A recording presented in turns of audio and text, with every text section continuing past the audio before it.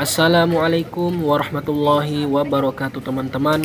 Di video kita kali ini kita akan mengunjungi sebuah pameran benda-benda bersejarah milik baginda Nabi Muhammad SAW dan para sahabatnya.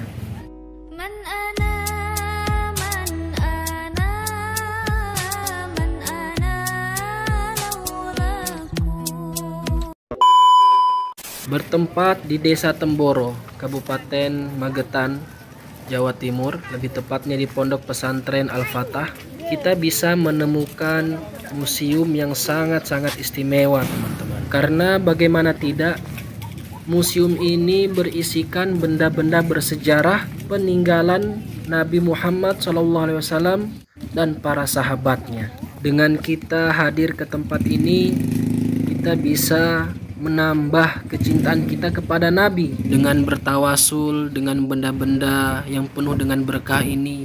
Insya Allah kita pun akan mendapatkan keberkahannya, karena hal semacam ini sudah pernah juga dilakukan oleh para sahabat radhiyallahu an. Contohnya seperti Sahabiah Asma binti Abu Bakar radhiyallahu anha yang menyimpan jubah Nabi SAW dan dia berkata, wa nahnu tarsiluha lil marada yustashfa biha. Kami membasuhnya untuk orang sakit agar sembuh berkah jubah tersebut.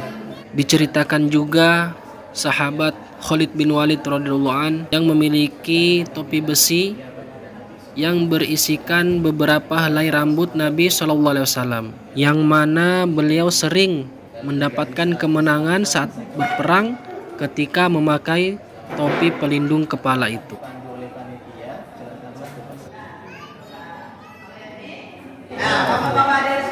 Inilah Bapak Ibu sekalian, ini ada sebuah serban yang diyakini kuat miliknya Imam Syafi'i rahimahullah. Ini salah seorang ulama terkenal, bahkan beliau salah satu imam madhab yang paling banyak diikuti di Asia Tenggara. Termasuk Indonesia mengikuti madhab Imam Syafi'i rahimahullah. Serban ini didatangkan dari kota Yaman. Ini ada salah satu batunya diabadikan dalam Al-Quran, dalam surah Al-Fil dikatakan bahwasanya wa sanarihim karababil tarmihim bihijaratin sijil. Ini adalah batu sijil, batu yang diyakini dari neraka Allah SWT yang digunakan oleh burung ababil untuk dilemparkan pasukannya Abraha. Itu pernah beliau gunakan ketika pernah masih hidup. Ini beliau kasih nama tongkatnya tongkat al-saja. Kalau kayunya terbuat dari kayu lus putih. Kemudian panjang atau tingginya tongkatnya Rasulullah kurang lebihnya 1 meter lebih 25 cm. Nah, dalam satu hadis dikatakan Rasulullah mengatakan, yaitu apabila diantara salah satu umatku sudah mencapai umur 40 tahun disunahkan bawa tongkat Rasulullah. Ada satu tempat pada susun jadi yang ini buat miliknya Sayyidina Fatimah Zahra, putrinya Rasulullah SAW. Kalau yang ini wadah ini hadiah daripada yang Cina pada masa dinasti Han. Jadi dia milik pribadinya kepada Siti Fatimah. Hadiah daripada yang Cina pada masa dinasti Han dihadiahkan pada keluarganya Sayyidina Fatimah Zahra.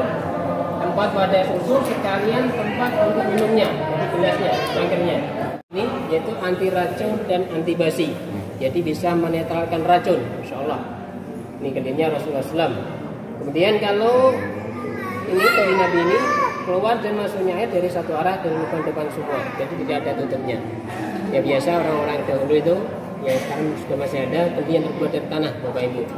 Nah, kalau kita niatkan sunnah Rasulullah kita mendapatkan pahala. Setiap saat kita mendapatkan pahala karena Rasulullah dulu juga memiliki kendi yang dari tanah juga. Menjadi tanah. Kalau yang kita miliki ada tutupnya di atas, ada lubang kecil, fungsinya untuk mengisi air. Kalau kendinya Nabi nggak ada tutupnya, jadi ketika memasukkan dicukupkan ke sumur dan bisa. Dan ini Bapak Ibu, ini ada salah satu tempat wadah obat yang diyakini kuat miliknya Sayyidina Khadijah, istrinya baginda Nabi Muhammad SAW. Tempat wadah obat. Kalau obatannya Rasulullah dahulu ini yaitu yang herbal, Abdul Sauda, madu, zaitun dan lain sebagainya. Dulu pernah ditaruh di sini. Kalau kita sekarang juga memiliki namanya P3K. Tapi yang membedakan cuma dari bahannya. Kalau minumnya Sayyidina Khadijah. Ini bahannya dari bahan tembaga. Kalau kita biasa dari kayu atau dari atom. Tapi alhamdulillah kalau kita itu digunakan untuk pemandu ketika pertemuan akan dimulai. Jadi kebiasaan Rasulullah ketika beliau akan bertempur, beliau menggunakan salah satu isyarat atau pemandu. Termasuknya salah satu panah pemandu miliknya Rasulullah SAW. Bentuknya seperti besar sekali, biasanya besar sekali. Kalau bahannya itu dari kayu, Bapak Ibu, dari kayu. Kemudian matanya anak panah terbuat dari besi baja. Kalau talinya busur ini terbuat dari kulit unta. Ini kalau misalnya sudah 1400 tahun lalu, masih utuh, tidak rusak, nilai barokah. Itu pernah digunakan oleh Rasulullah sampai sekarang.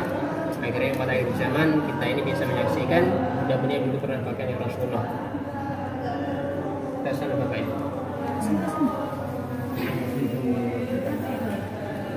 Kemudian ini Bapak Ibu, ini ada salah satu pedang yang diyakini kuat miliknya sahabat Nabi Sayyidina Khalid bin Walid.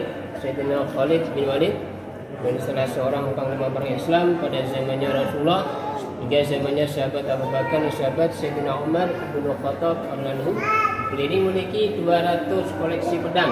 Ini salah satu pedangnya Sayyidina Khalid bin Walid. Kalau beratnya Bapak Ibu, beratnya 5,5 kilo. Beliau ini tinggi besar. Pedangnya beratnya 5,5 kilo. Kalau untuk kita bagi zaman keberatan jadi di perang berat bawa pedangnya. Kalau pedangnya 5,5 kilo sampai.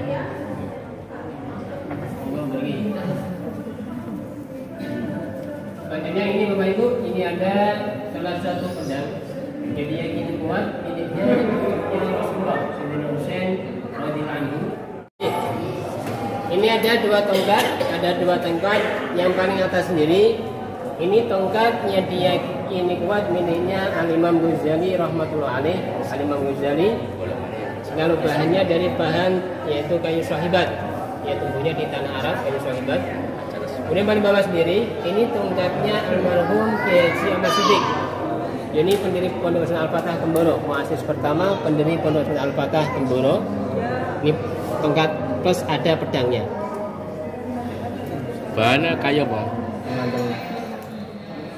Kemudian beberapa tahun kemudian digantikan lagi khalifah setelah beliau Abu Bakar oleh Sayyidina Umar bin Khattab, khalifah kedua setelah Sayyidina Abu Bakar. Beliau ini memimpin khalifah paling lama di antara sahabat yang lain, yaitu 10 tahun 6 bulan 4 hari. Dan ketika beliau sudah wafat, maka Sayyidah Aisyah yang masih tetap tinggal di kamar beliau, baginda Rasulullah, maka dia membuat salpir antara ranjangnya dengan kain seperti ini. Karena kenapa? Karena di salah satu makam yang di sini terdapat makam yang bukan mahram, yaitu makamnya Sayyidina Umar bin Khattab. Jadi kalau beliau ingin berziarah kepada makam Nabi, maka beliau memakai penutup wajah atau bercadar. Kemudian di sini kita lihat ada garis hitam di sampingnya makam baginda Rasulullah SAW, yang mana kelak ini adalah makamnya Nabi Isa alaihissalam. Nah, ketika Nabi Isa sudah membunuh ajal, maka beliau wafat, kemudian dikuburkan di sini.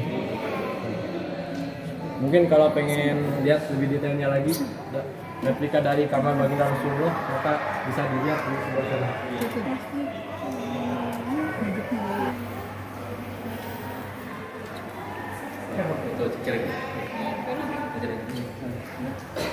Oke teman-teman, itu tadi beberapa benda-benda bersejarah peninggalan Rasulullah dan para sahabat. Sebenarnya masih banyak benda-benda yang lainnya yang tidak terekam. Dan ada satu ruangan khusus yang mana di ruangan itu tidak diperbolehkan untuk mengambil gambar atau video. Yang di dalam ruangan itu khusus benda-benda peninggalan Nabi dan keluarga Nabi. Oke teman-teman, demikianlah video kita kali ini. Jika kalian suka silahkan di like, comment, share, subscribe. Sampai jumpa di video kita berikutnya. Wassalamualaikum warahmatullahi wabarakatuh.